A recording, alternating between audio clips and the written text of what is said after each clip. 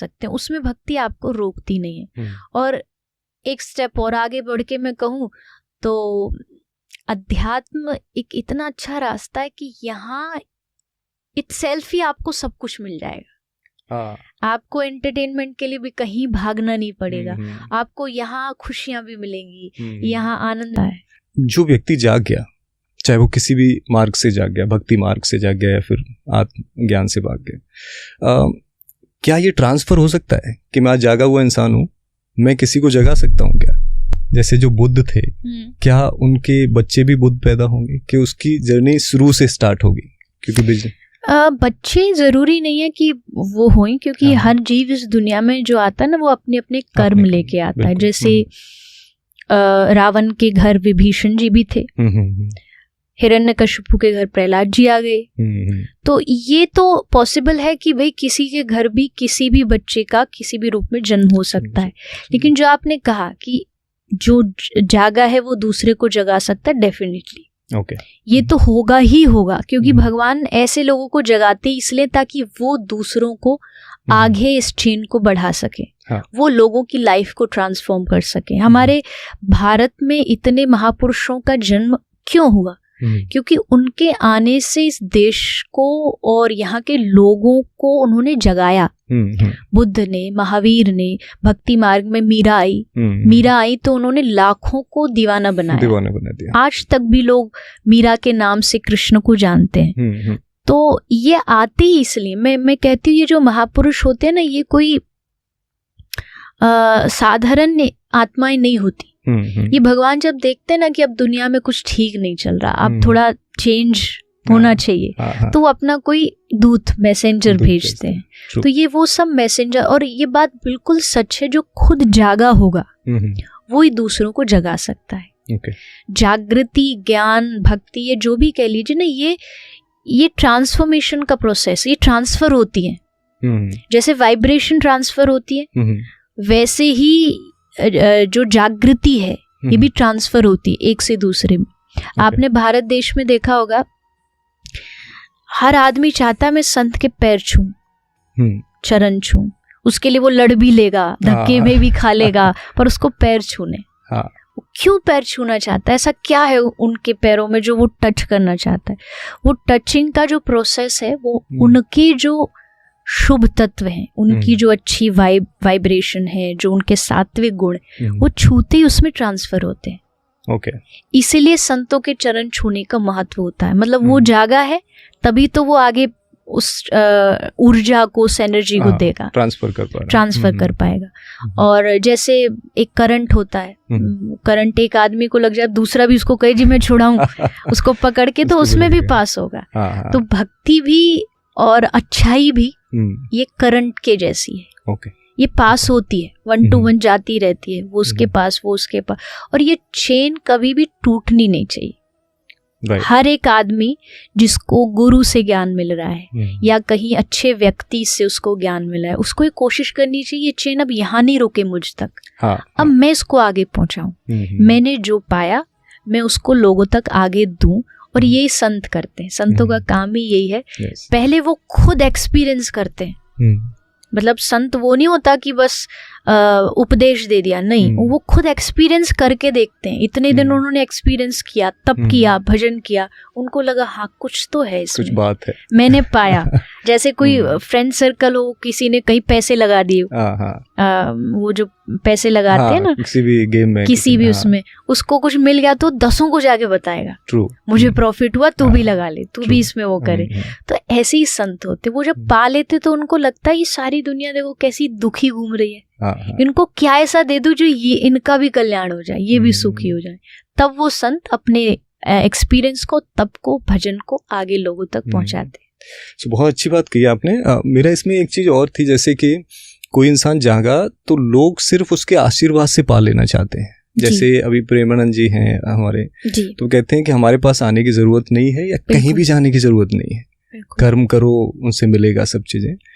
तो लोगों को कर्म भी शायद करें और उसके बाद आशीर्वाद अगर प्लस पॉइंट हो जाए तो मुझे लगता है कि शायद वो भी हो। पहली बात तो देखो, कभी भी आशीर्वाद मांगना ही नहीं चाहिए। ट्रू। क्योंकि आशीर्वाद मांगने से नहीं मिलता, आशीर्वाद दिल से निकलता है। आप जिन संतों के पास जा रहे हो, मैंने ऐसे भी देखा है कि महाराज जी कह रहे नहीं हमको स्पर्श छूना नहीं है, वो उनका हाथ पकड़ के सर पे रखवा लेंगे, नहीं आशीर्वाद दो। ऐसे थोड़ी ना फोर्सफुली आप आशीर्वाद ले सकते हो। संत का आशीर्वाद कैसे निकलता है? जब वो देखते हैं कि ये व्यक्ति भगवान का भजन कर रहा है, ये समाज की सेवा में लगा हुआ है, बिन कहे उनके दिल से आपके लिए आशीर्वाद निकलेगा।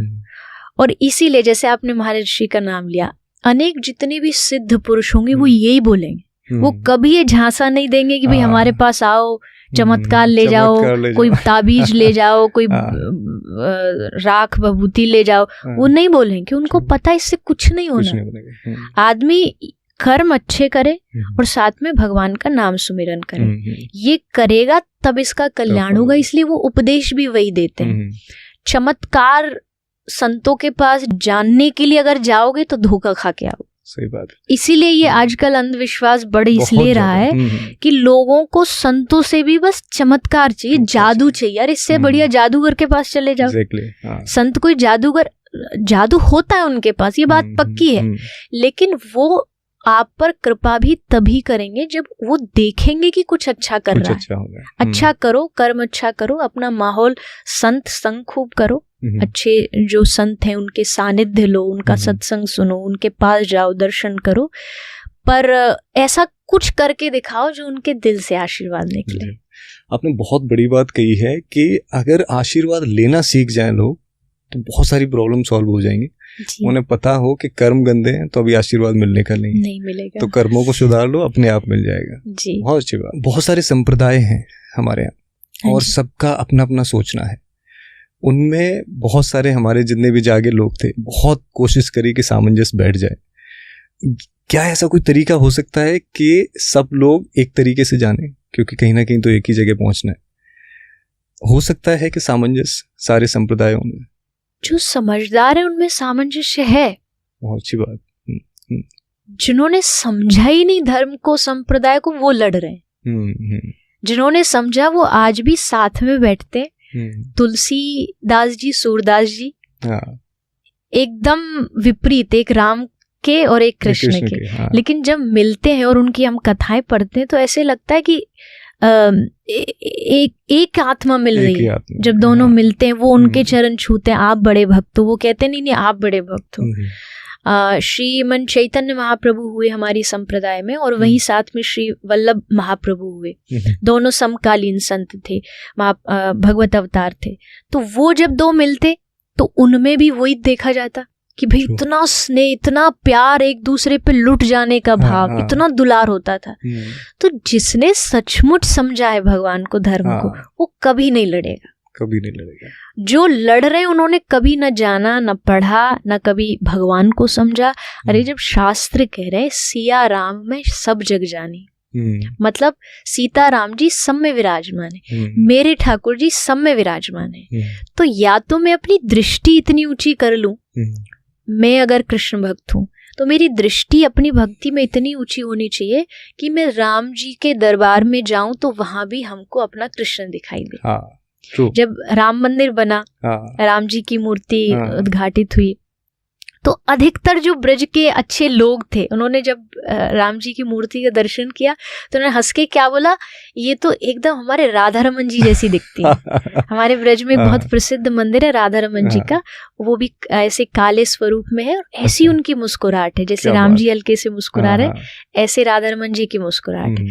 तो जो समझदार थे उन्होंने कोई भेद नहीं किया, पर जो नासमझ होते हैं वो लड़ते रहते हैं धर्म के नाम पे, संप्रदाय के। और जिन्होंने संप्रदाय आरंभ की वो एक दूसरे का साथ दे रहे हैं, वो एक दूसरे को समझ रहे हैं। क्योंकि एक स्थिति आती है जब आपको समझ आ जाता अलग कुछ भी नहीं है इस जगत में। हर एक जो भी चीज दिख रही है वो मेरा शत्रु नहीं है, वो मेरा भगवान ही है। जैसे एक एग्जाम्पल देती हूँ, मान लीजिए हमारे दांत ने हमारी टंग को, जीभ को खाते खाते काट दिया, मोस्टली हो जाता है ऐसा। तो अब जीभ को अगर दांत काटता तो हम कहीं उसको हथौड़ा लेके दांत को तोड़ते थोड़ी है। सही बात। हमें पता दांत भी मेरा है, हाँ। जीभ भी मेरी है। अगर दांत भी टूटेगा तो भी शरीर को कष्ट होगा, और जीभ में भी है तो वो भी शरीर की है। तो ये जो अच्छे महापुरुष होते हैं ना, वो इस बात को समझ जाते हैं कि जीवन का जितना भी दिख रहा है ये सब मेरा ही है, मतलब मेरे परमात्मा का ही है। किसी को कष्ट दूंगा तो मिलेगा मुझे, वो मिलेगा मेरे परमात्मा को ही। बिल्कुल। बस इतना समझना है कि ये सब भगवान का है, तो झगड़ा खत्म हो जाएगा। और मुझे नहीं लगता ये कोई झगड़े का विषय है। धर्म जोड़ता है, धर्म तोड़ता नहीं। तोड़ने वाले लोग धर्म में बस मजे लेने आते हैं, और उनके चक्कर में जो असल में धर्म को जानना चाहते हैं वो घबरा जाते हैं। भाई यहाँ तो बड़ी पॉलिटिक्स है, यहाँ तो बड़ी राजनीति है। तो ये जो हम डर पैदा कर रहे हैं धर्म के नाम, इवन चलो दूसरे धर्मों को तो दरकिनार करो, आप अपने ही धर्म में इतना सारा कंफ्यूजन क्रिएट कर देते हैं। सबका सम्मान करो। कहते हैं ना, कबीरा कुआं एक है, पनिहारी अनेक, बर्तन सबके अलग अलग, पानी सब में एक। वाह। सबके अलग अलग रुचि है, इंटरेस्ट सबके अलग अलग है। अब जरूरी थोड़ी मुझे नमकीन खाना पसंद है तो सामने वाले को भी वही हो, उसको मीठा पसंद हो सकता है। अब गलत कौन है बताओ दोनों में से? सही, अपनी जगह दोनों सही है। दोनों अपनी जगह सही है। तो अगर कोई मैं भक्ति मार्ग को फॉलो करती हूँ, कोई ज्ञान मार्ग को अगर करता है तो क्या वो गलत है? बिल्कुल नहीं। उसकी अपनी रुचि है, मेरी अपनी रुचि है। तो ये अगर समझ जाएंगे तो तब जाके ये झगड़ा खत्म होगा, नहीं तो सदियों से चलता आया है चलता और ये ऐसे ही चलता रहेगा। पर जो समझदार है उनको बचना चाहिए। ये बहुत अच्छी बात है, क्योंकि जैसे जैसे धर्म बढ़ रहा है वैसे वैसे क्राइम भी बढ़ रहा है, क्योंकि यही प्रॉब्लम है कि लोग धर्म समझ नहीं पा रहे हैं और वो इसीलिए लड़े जा रहे हैं। आई थिंक इस पॉडकास्ट के थ्रू जितने लोगों पे जाए मैसेज कि आप लड़ रहे हो तो धर्म जाने नहीं हो, हाँ, धर्म जान लो, तो मुझे लगता है कि लड़ाई कम होगी। एक यूथ की तरफ से क्वेश्चन कि अध्यात्म रास्ता, जो आध्यात्मिक रास्ता है, उसमें मनोरंजन कैसे इंक्लूड हो सकता है? कोई यूथ है जो धार्मिक रास्ते पे चलना चाहता है, बट जो मनोरंजन के तरीके हैं उनके, क्या ये कंबाइंड हो सकते हैं? अगर उस मनोरंजन से किसी का अहित नहीं हो रहा, ओके, तो मुझे नहीं लगता वो गलत है। पहली बात तो मैं ये कहूंगी कि जब भी कोई आदमी कुछ भी काम करता है ना, तो सबसे पहले उसका थोड़ा रिजल्ट दिमाग में रखना चाहिए कि इसका फल क्या है। मान लीजिए आप एंटरटेनमेंट के नाम पे कुछ कर भी रहे हैं, तो अब सबसे पहले ये सोचो इससे फायदा क्या और नुकसान क्या है। फायदा अगर केवल थोड़े टाइम का एक एंजॉयमेंट है तो मुझे नहीं लगता वो एंटरटेनमेंट आपके लिए अच्छी है। एक लंबे समय के लिए अगर आपको उससे कोई खुशी मिलती है तो आप सोचो कि आपके लिए अच्छा है। अदरवाइज उस चीज को, जैसे अब देखियो एंजॉयमेंट के सबके डेफिनेशन अलग है। कई लोग कह रहे हैं कि भाई क्लब में जाके नशा करना ये एंटरटेनमेंट, लेकिन मेरी दृष्टि में एंटरटेनमेंट नहीं है। एंटरटेनमेंट के बहुत सारे अदर ऑप्शंस हैं जिनसे ना आपके शरीर को नुकसान है, ना आपके परिवार को कोई नुकसान है, और ना आपकी सोसाइटी को कोई नुकसान है। वो आप कर सकते हैं, उसमें भक्ति आपको रोकती नहीं है। और एक स्टेप और आगे बढ़ के मैं कहूँ तो अध्यात्म एक इतना अच्छा रास्ता है कि यहाँ इटसेल्फ ही आपको सब कुछ मिल जाएगा। आपको एंटरटेनमेंट के लिए भी कहीं भागना नहीं पड़ेगा। आपको यहाँ खुशियां भी मिलेंगी, यहाँ आनंद भी मिलेगा, यहाँ मस्ती भी मिलेगी। अब आप देखो हमारे वृंदावन में जो फॉरेनर्स आते हैं, झूमते रहते हैं, नाचते हैं, उनसे ज्यादा मस्ती देखी आपने? इतने फीट ऊपर उछल उछल के नाचते हैं वो। और कौन कहता है कि इनको नशा करने की जरूरत है, इनको पार्टी में जाके नाचने की जरूरत है? वहाँ उनका एंटरटेनमेंट हो रहा है, ये उनका एंटरटेनमेंट की डेफिनेशन है। और पार्टी करना हमने उन्हीं से सीखा है, और कितना आनंद आता है। और उसमें अब देखो क्या है, अब वही बात आई कि फल क्या है। वहां जो आप करके आ रहे हो, अब किसी को देख लेना, जो आदमी पार्टी करके क्लब से आएगा वो जितने टाइम उस एटमॉस्फेयर में, तब तक तो थोड़ा मस्त रहेगा। वो जैसी घर आएगा हारा थका महसूस करेगा कि कुछ छिन गया, उससे चला गया। और आप वहीं आप दूसरी जगह कंपेयर कर लीजिए। मैं तो ये कहती हूँ ना, आप करके देखिए। अगर आप एक दिन पार्टी गए हो तो एक दिन आप किसी ऐसे मंदिर में जाके ऐसे नाच के देखिए, और फिर दोनों को कंपेयर करिए कि आकर के किस में ज्यादा खुशी मिली। बाद में लंबे टर्म के लिए आपका मन कहाँ सुकून महसूस कर रहा है। आप खुद देख लोगे कि सचमुच असल जो मस्ती है, असल जो मौज है वो यही है। वो